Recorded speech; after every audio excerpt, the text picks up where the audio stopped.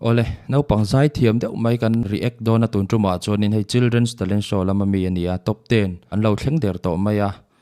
eng hlange ron sak don chi hi a in ziak lova kan en howanga kan tha chhozel turanga yang play nga lang o ron kul khop maya thingdawl naupang zaithiam amel poi tharewani hi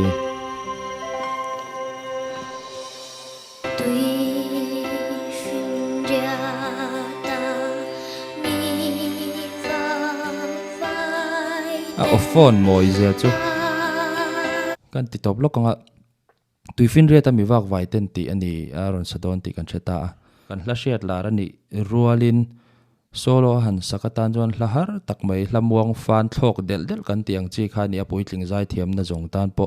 sakmoi har tur tak khania thluk wangai olai vel langsar ma emem khania entingeron sak chhozel don aron hit ne chhovia wongem ti te asol fan no dik chat chat atrum ngai te nia he hla hi kati top zen to don lova kan ngai thlak tui lo pala hlo om takin tun china chiang chu a phone kha avan moi em a ope kha van moi em ti chin te kha ka soyanga kan ngai thlak zomanga achang kar laka karon tla jep jok don nia o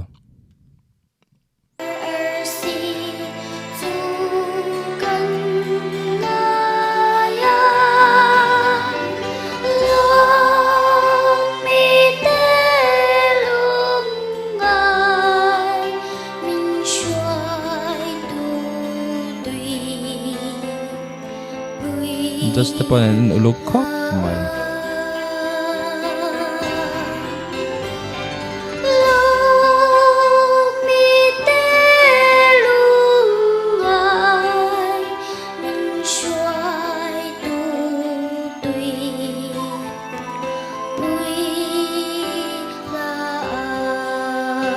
boy lutuk azai le main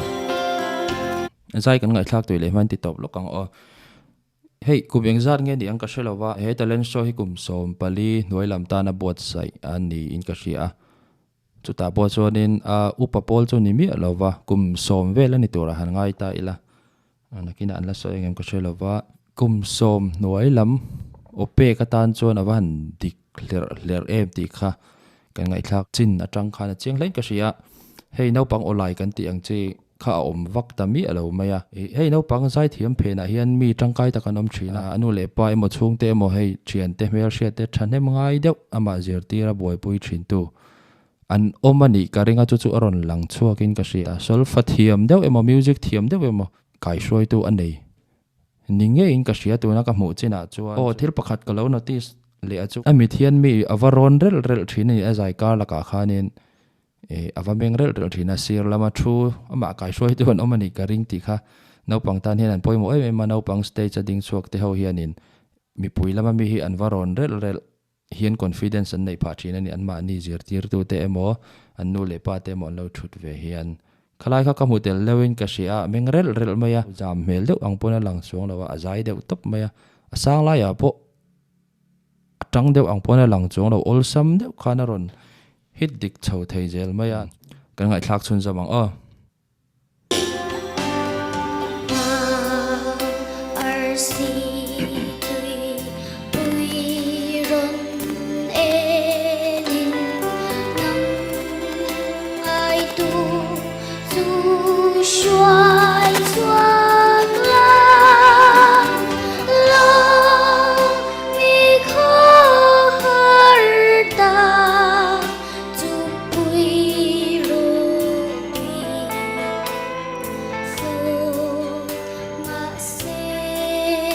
en ulok khop mai cái mani yang thawin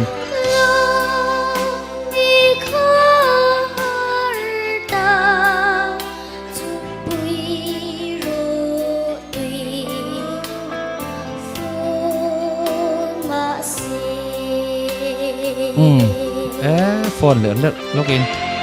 kan tiktok lokang asang lai akhan aron wholesale chuang mi lo maya dim deuh thosi asang lai zo thosi khanin aron num nal zai maya khami chang ni na khan kan hmu a among a speed mong thawin la sa aron ne so le viawani music ron rizoya khanin a treng deuh chin an ron lu don ni mela a treng lai chin atang play non leng ron treng choi ka amit mengin avaron rel kan ti te kha ilo hoyang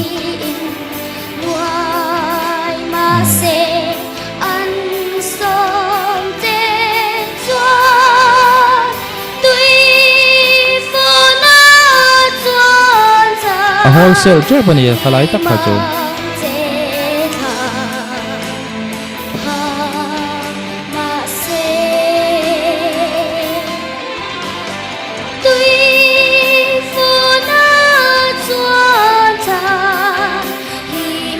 môi lúc tục ở là hệ sọ vía rồi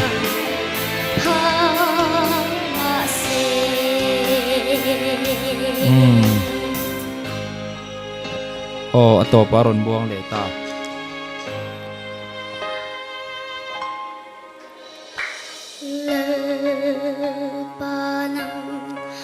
phone hi môi này locks hi amit menga avaron tuna lo lang mek hi pa nge ka shelowa amit menga avaron rel thin khawani mai mel ve hei en tu satlani lo tat al zai tu satlani lo tang lutuk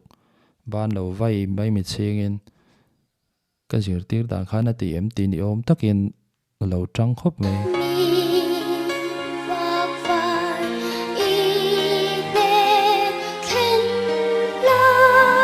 azir tir tu chu ni nge ka ringa kha apa po ni mai thai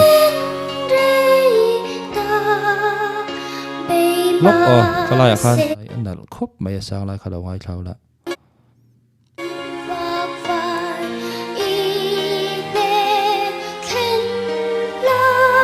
sang lai tapi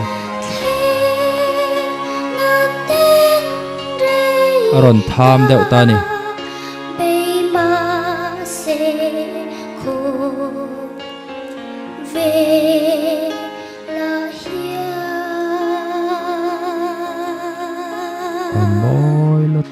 môi lutuk thì đây lại nó còn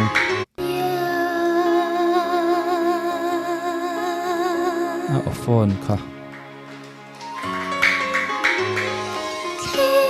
tổng đô đã mòn tia ending ở lần này lâu nè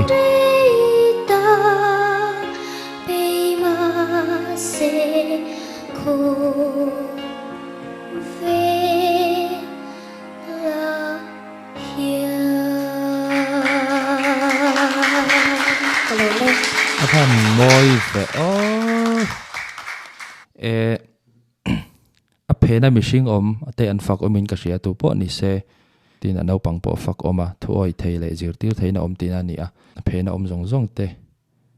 in fak khop mai ti kha kan soi du atin Thingdawl Venglai tan po fachuam he in khowor lar thei tu tur an ni donin ka ria keima mi mal ngai dana chuan potential nei tha le in ka ria ni RK Lalthazuali top 10 ithleng kan lom pui che a sang tak thleng turin adu sakna sang ber kan hlan che ni khati jong khani ro se